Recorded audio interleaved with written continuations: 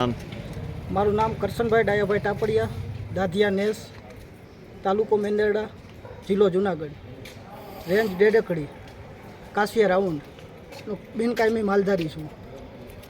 અમારે અત્યારે ફોરેસ્ટ વિભાગ દ્વારાથી ઘણા બધા પ્રશ્નો છે. એક તો પહેલાં તો કાયમી, બિનકાયમી અને ગેરકાયદેસર, એના ઘણા સમયથી બધાએ અરજી આપેલી છે. 2-3 વર્ષ થઈ ગયા એનો કોઈ પણ પ્રકારનો નિકાલ કરવામાં આવેલો નથી હજી સુધીમાં. બીજા નંબરમાં કે મારે ગેરકાયદેસર માલધારી છે એના માટે વાહન વ્યવહારની કોઈ ખાણ ભરીને આવવું અથવા ખોળ કપાસિયા અથવા છાણની છૂટ કંઈ આપવામાં આવતી નથી, પરમિટ કાઢી દેવામાં નથી આવતી.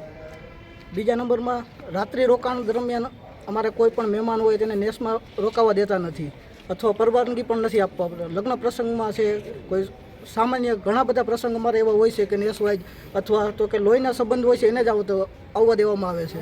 બરાબર, સંબંધમાં અત્યારે તો ઘણા બધા સંબંધ હોય, બહારના કોઈ વ્યક્તિને અંદર રહેવા નથી દેતા. બીજા નંબરમાં કે અમારે રાત્રિનું રોકાણ દરમિયાન કોઈ પણ ઘણા એવા અનેક દાખલા બનેલા છે કે રાત્રિ નેહડામાંથી પાછા કાઢેલા આપેલા છે. જે તે સમયે અમને પરિપત્ર આપેલો છે રાત્રિ રોકાણ દરમિયાનનો, માલધારીને 24 કલાક માટે છૂટ છે, પરમિશન આપેલી છે. 30 દરમિયાન ભાઈ અમારે કોઈ પણ વાહન હોય છે, દાખલા તરીકે સ્વાભાવિક અભી તો બધા માલધારી થોડું કેટેબલ હોય, કોઈ પાસે 4 વ્હીલ હોય તો 6 વાગ્યા પછી 4 વ્હીલને અંદર એન્ટ્રી જ નથી કરવા દેતા. પછી જીપ્સીના રૂટ ઉપર છે તો બીજા બહારથી આવે એને છૂટ છે, પરમિશન વગર બધાને ફેરવવા દે છે. અમારે માલધારીનો શું વાંક કે અમને ખુદને અમારા સ્વતંત્ર છે, અમે અધિકારથી ત્યાં રહીએ છીએ અને અમને આ રીતે કનડગતિ કરવામાં આવે છે.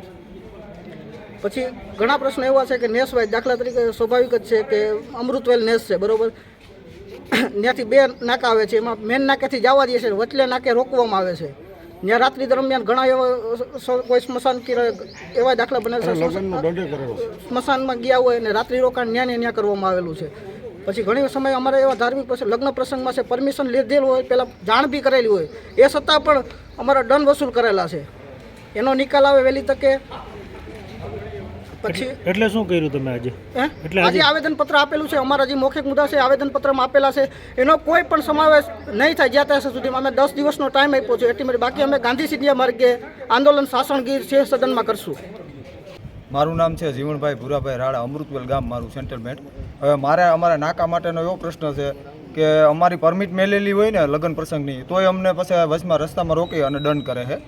અને અમારા અમૃતવેલને એવું છે કે અમારું અમારું ગામ હતું 18 કિલોમીટરમાં અમારું ગામ હતું તાલુકા તાળામાં. એ અમને ખસેડીને અમને મેંદડામાં લીધા 40 કિલોમીટરમાં. અને રાતના અમારે ગમે એ કામ હોય ને તો રાતના અમારે અગ્નિ સંસ્કાર દેવા જવાના હોય ને તોય અમને નીકળવા દેતા નથી. અને કલેક્ટર ઓફિસના કામ હોય કે મામલતદારના કામ હોય, અમને તો કંઈ તાત્કાલિક અમારો વહીવટ થતા નથી. અમે તો 5-7 કલાક તો એમાં મિનિમમ વાર તો લાગે છે, તો અમને ક્યાંય અવર જવર કરવા દેતા નથી. તો અમારે અમૃતવેલથી જવું, અમારે ક્યાં ધંધો હોય કે ગમે એ હોય, બહાર નીકળવું તો ખરું ને ગમે ત્યાં. એ પ્રશ્ન છે અમારે બધા. અને મસવાડી અમારે 10-15 વર્ષથી અમારે નેસની અંદર અમારા માલધારીની બાકી છે, તો હજી લેતા નથી. પહેલાં શરૂઆતમાં અમે શાસન બેઠા હતા સત્યાગ્રહમાં, તેથી અમને એમ કીધું હતું કે અમે અમૃતવેલથી પહેલી મસવાડી ચાલુ કરીશું. તો હજી આજના 15 વર્ષથી અમારી મસવાડી લીધી નથી.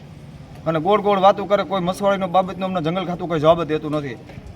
એ પ્રશ્ન છે અમારે બધા. આજે તમે શું કરવા માટે આવ્યા? અમે અહીંયા આવેદનપત્ર આપવા આવ્યા છે. 10 દિનની અંદર અમારો નિકાલ આવે તો ભલે, નકર શાસન અમે સત્યાગ્રહમાં બેહવાના છે 10 દી પછી.